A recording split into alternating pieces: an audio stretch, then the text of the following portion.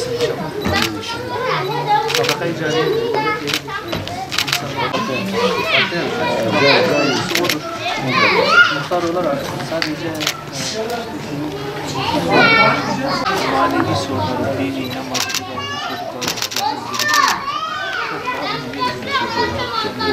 İşte ona için hiçbir inşaat hele hayır işini yazda kalmadı.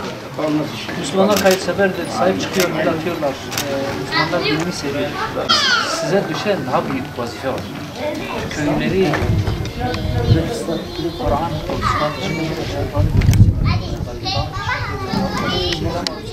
Kur'an-ı Kerim'e normalde 7-24 gün 12 ay boyunca verilmesi lazım.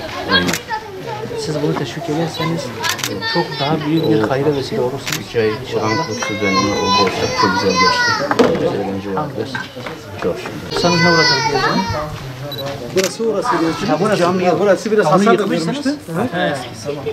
O eski caminin yeri. Eski cami yeri. Tekrar geçici taze. Biraz geniş.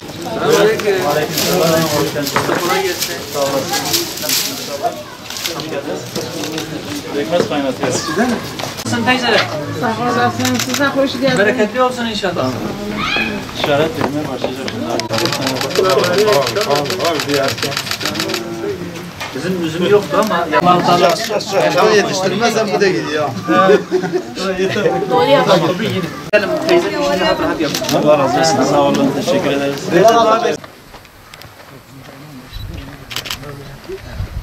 Buraya geçebilir miyim? Gel. Yani bu sefer olmasa da başka bir sefere öğreniriz. Tamam bakın. Sene nasıl olsa çok diyorlar. Siz de oradan yapın.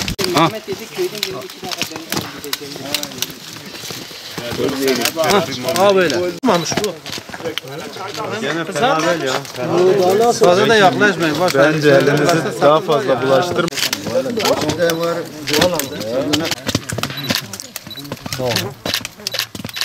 Yani parmakla bile kırılıyor. Doğru.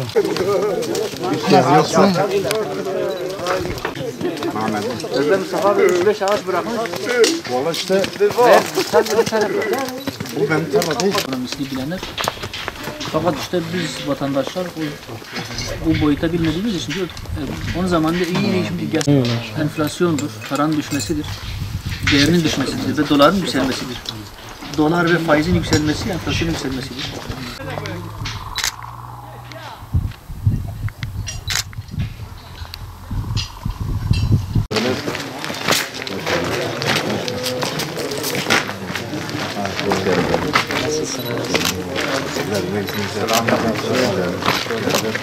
Nasılsınız? Sağ olun.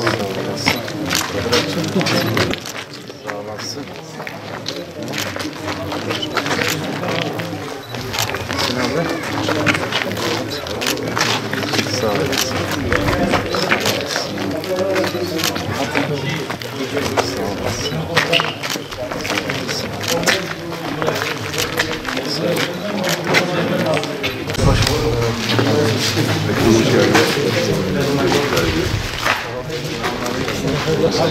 Tanıyor musun?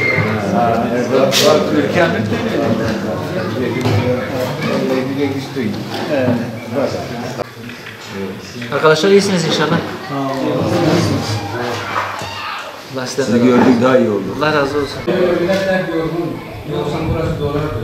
Sezon nasıldı? Fıstık nasıldı?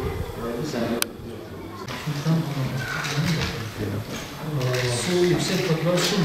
Evet. Bazılarında birkaç tane ağacı var işte. Ağaç dayanış sayısı falan. Onlara su verdi. Bunlara bu su kaynamış iletişim parçası üzerinde faturalar kesildi. Bu sıkıntının giderilmesi için... Yani bunun tam bahçe faturasını... Bahçe yok yani. Ondan da böyle düşünüyor. Mesele de biliyor musun? Şimdi mesela Bazı bütün köylerde var. Bizim köyün uygulanma sebebi de su yetersiz. Bazı kaçak evler var, gerçekleri söylüyor. Bizim buradaki savunumuz haksız yere fatura kesilmesi.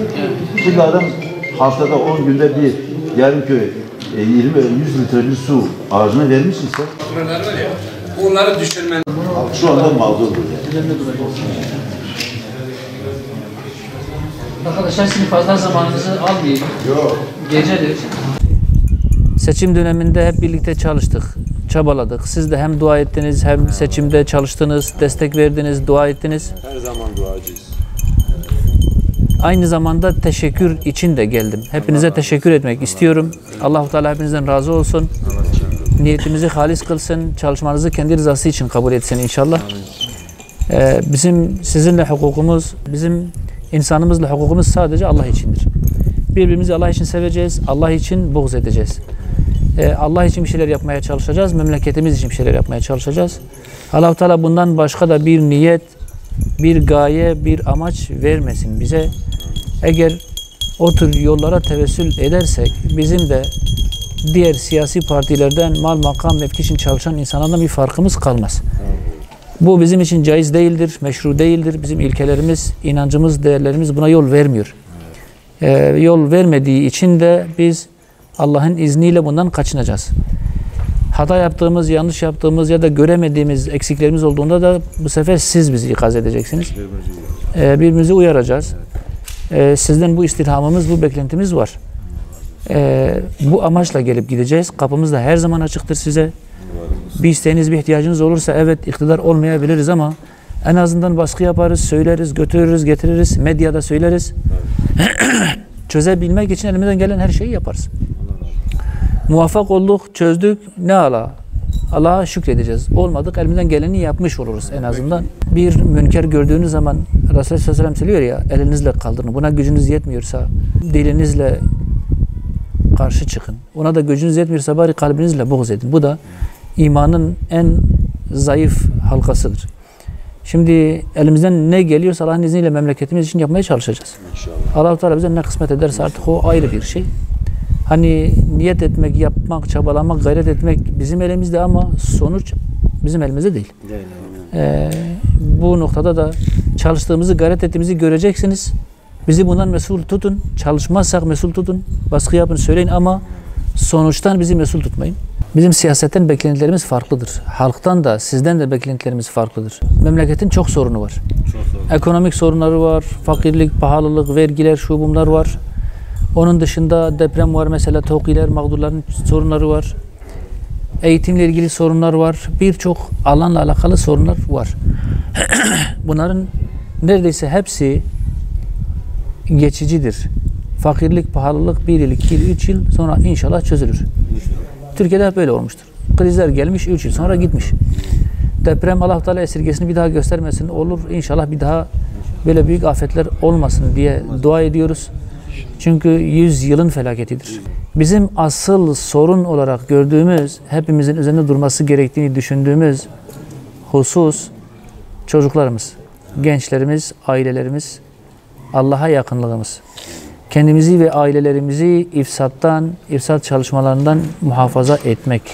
Bunlara karşı tedbir almak, çocuklarımıza, ailelerimize sağlam bir akide vermek, Allah-u Teala'yı hakkıyla onlara tanıtmak, günahlardan kaçınma hassasiyetini onlara vermek, ibadeti, iyilik yapmayı, doğruluğu sevmelerini sağlamak. Kalbi bir şeydir bu. Bizde yoksa onlarda da olmaz.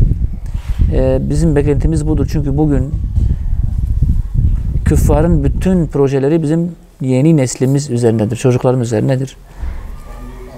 Her şeyimizi helaka götürmek istiyorlar, kendileri gibi yapmak istiyorlar. Buna karşı bizim Müslümanlar olarak kendimizi ve çocuklarımızı muhafaza etmemiz lazım.